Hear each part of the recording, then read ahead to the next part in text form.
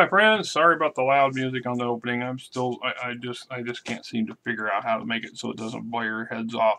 You want to be able to hear what I'm saying at the same time, and I don't have a fancy microphone. I have tried that, by the way, friends. I have tried several. I have a really nice headset here with a mic. But my problem ran into, this worked great with my other computer, my older one, but when I bought this new one, for whatever love and reason, they only have one ISB port, two actually, that I can make use of. The old one has four. This one here has one, which of course the mic or the camera is plugged into, and the other one is for my mouse, which is pretty much, but I gotta have a mouse. I can't use these little scroll pads very well, not effectively. Anyway, this is the Black Widow company from BattleTech. And if there was another more iconic BattleMech command unit and set of personality than this, I don't know what there are, but the Widow has a notorious reputation and a very deep, rich story and backstory that continues to develop throughout the game system until, although she reached the ripe old age of damn near 100 and then gets killed by a death from above maneuver by anyway, it's kind of, I have mixed opinions on how the Widow dies, but the truth is, shit happens, and sometimes even the best get had, or it's just your number's up, your number's up. So in this particular case, this is one of their earlier source books modules when they come out. So the lion's share of these things, of course, is set up before MechWarrior, the role-playing element to BattleTech was introduced, and so the lion's share of your material in this book is about the battlefield engagements that you can replay out and come to whatever conclusion. But that said, it's still an excellent book. Let's see. Let's see if I can find the date on this thing.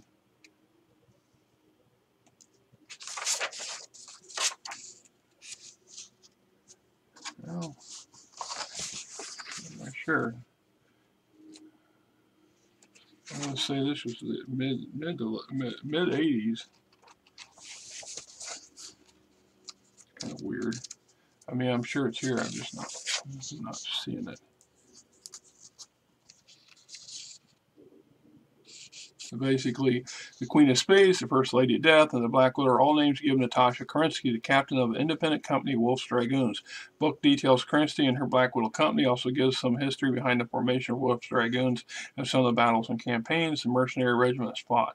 The rest of the book gives a historical game details for 15 engagements, how to use the book, etc., etc. Yeah, I don't know. There might be a page somewhere in here. So, Wolf's Dragoons, a brief regimental history, contract with Devon. As anybody knows, any fan of BattleTech knows, the whole history of the Wolf's Dragoons is convoluted and cool. I always suspected when they were introduced at the beginning of the game that there was something very special or different about this particular outfit than all the other mercenary commands out there.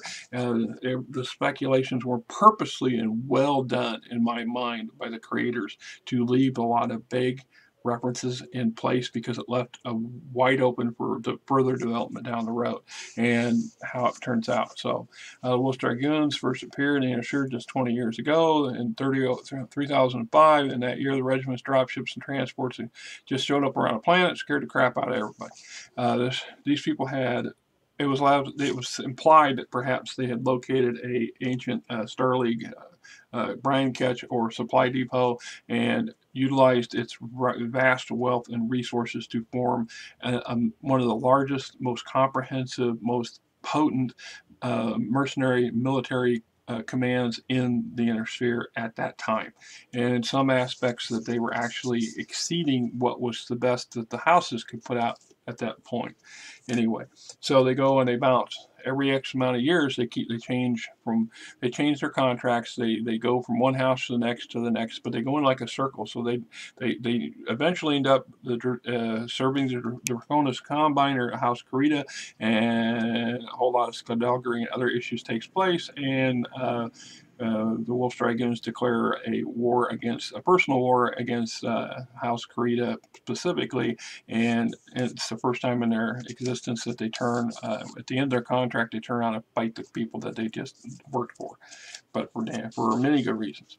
Service of Liao, pledge to Duke Merrick, battling for House Steiner, Katrina Steiner's offer, Jamie Wolf and his background, the regimental banner, Kerensky's Black Widows, independent company, formation of the unit. Kerensky's independent company was formed in 3014 during the regiment's participation in Duke Anton Merrick's abortive revolt against his brother Janos. Captain General of the Free Worlds League, Colonel Wolf assembled the company out of ragtag MechWarriors volunteered by his battalion commanders, considered the company an ideal dumping ground for undesirables in their units, chronic misfits, looters, and other disciplinary hard cases. Wolf named Captain Natasha Kerensky, the Black Widow, as commander of this motley collection. Kerensky, formerly a lieutenant in the aligned mech company, welcomed the challenge. Kerensky moved swiftly to whip her new command into shape. Within months, a combination of harsh, unrelenting discipline, intense training, and indoctrination pounded Kerensky's company into a powerful fighting unit. Although scorned by other units in the regiment, the company's capabilities clearly impressed Colonel Wolf. So, in some aspects, this is a penal unit. This is the disciplinary unit. This is an independent unit where they put the most worst of their troublemakers that are still talented enough that they don't want to turn them out altogether, fire them, kick them across the street. They want to give them another opportunity to redeem themselves or to repay whatever, but their talents and their abilities are still highly valuable. In the clans, this would be a Saloma unit in all aspects, except for, unlike the clans, Kerensky's damn fine people are very, very good and talented and a match for just about any force they come up against, and sometimes many sizes over. Their company is probably has the equivalent capability and fighting capacity and prowess as an entire battalion. This makes them extremely valuable. They're also a what you might call a fire unit or a troubleshooter. So where there's a serious problem that requires overwhelming or extremely creative fighting or operational tactics, this is the one that the colonel will put into that breach, or will send on a specific mission where he needs to achieve the thing to be successful, but doesn't want to or cannot designate a much bigger unit. So they are very potent. So first assignment, attack on Hesperus, etc., etc. Get some breakdown. Keep in mind that this was about 30-25. 30-25 is when the game officially starts for players. So this is all prehistory for them, and any kind of encounters after 325, the book only covers that particular era, but there's many, many more eras, and I want to believe that the Black Widow Company comes up several times in later supplements for the Wolf Dragoons and related to Wolf Dragoons. So we see their future development come out. I'm not sure if they made another source book specifically for the Black Widow Company, but don't quote me on that because, like I said, after 2000, I basically stopped buying BattleTech material, and because I was kind of disillusioned, but there was other reasons for it. So if there's updated versions of this, either by FanPro or Catalyst Games, I haven't done the research on it, but by all means put that in the comments below. Let us know what you know, and if we can get something with more update material for the later epochs or game eras, however you want to look at it. So we look at the bios for the pilots, Command Lance, the Black Widow, she pilots her Warhammer. Natasha Kerensky, a beautiful dark-haired woman. She also a cold, highly professional soldier. Kerensky's skill and courage are well known, and she's regarded as one of the regiment's most daring and resourceful officers. She rules her company with a firm hand, demands absolute loyalty from her troops, returning their loyalty 100-fold. Black Widow has no known emotional attachments outside her company and little, if any, personal life. She's at home only on the battlefield, and her MechWarriors are her family. Her exact age is unknown. She assumed the command of Black Widow 11 years ago, but she remains a youthful-looking woman. Most who have met her believe she is in her early to mid-30s, but those assessments are based solely on her physical appearance, not on psychological data. Although Kerensky's past is mysterious, her military record speaks for itself. Over the 11 years, friends and foes alike awarded her names reflecting her murderous efficiency. Her number 2 is MechWarrior Colin McLaren, who pilots a Marauder. McLaren is a brave soldier, fiercely devoted to Natasha Kerensky. He served Kerensky's old lance and asked to be assigned to her new command. The first worry of his jailbird comrades, 11 years of hard combat, shared victory, wiped away his prejudices. McLaren always speaks to and of Kerensky in the third person. She is always the captain or the lady. He's very, consider her personal bodyguard, so on and so forth. And then we have some assorted yahoos that at that time were members of the Lance and why they got there and how they got there. Then we got the Akita's Fire Lance, Lieutenant Takeru Akita and his archer, who volunteered for duty with the Black Widows in order to win a promotion. To calculate risk paid off. Kerensky faced the task of whipping a collection of losers into elite strike force needed every good soldier she could get. Single transfer Akita up the rank from MechWarrior to lieutenant. Over the years, Akita proved himself an aggressive, talented battlefield commander. A faction caused by his rapid promotion has vanished, worn away by his obvious competence. Although ambitious, Akita seems content to serve the Black Widow. And then we have various yahoos and how they got in and what they do. And then we have Clavel's Recon Lance, Lieutenant Gentleman Johnny Clavel, and his rifleman. Kind of strange to have a rifleman, 60-ton heavy mech, as part of a Recon Lance, supported by 3 light 20-tonners. But, well, I guess Phoenix Hawk is not so light, but a couple Stingers. But, you know, we're talking considering what it is that the Black Widows are up to do, it's not totally outrageous. So then we get into the scenarios and battlefields options for your tabletop wargaming. So we got the bait.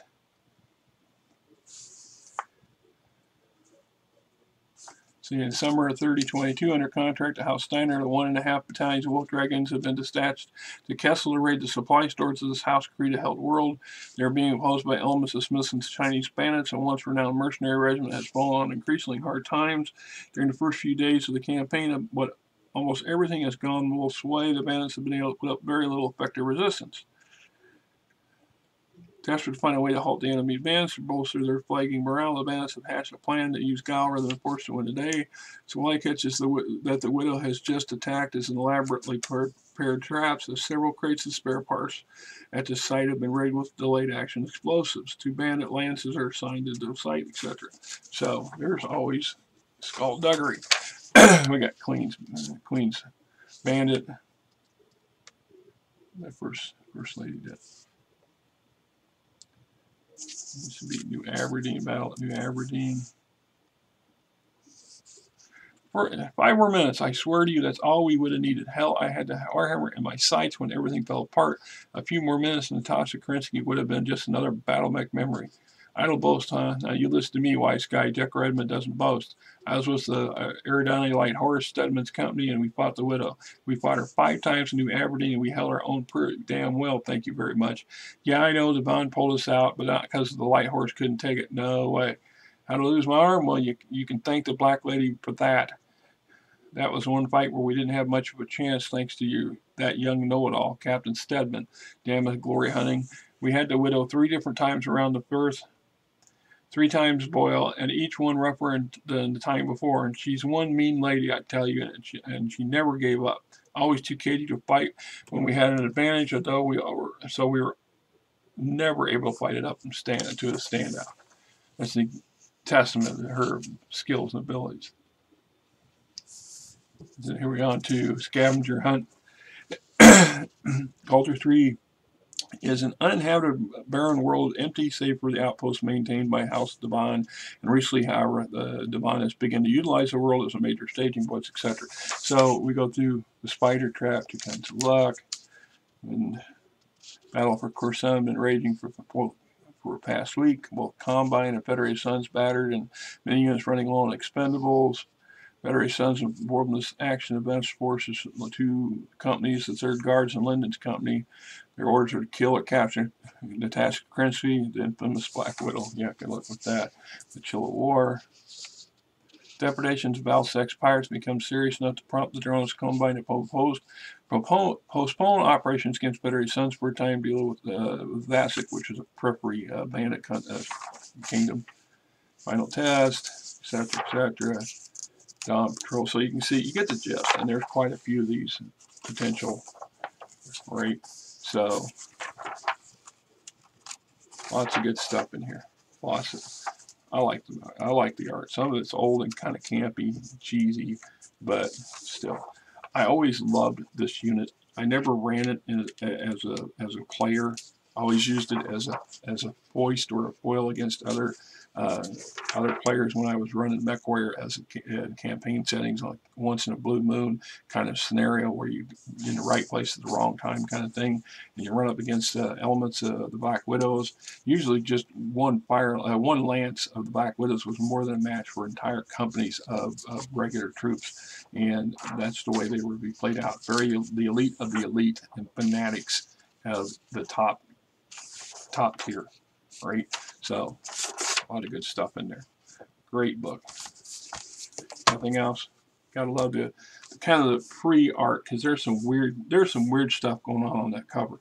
Because obviously this is the very earliest days of BattleTech, and there's a lot of carryover from Japanese anime like the Gundam series and others.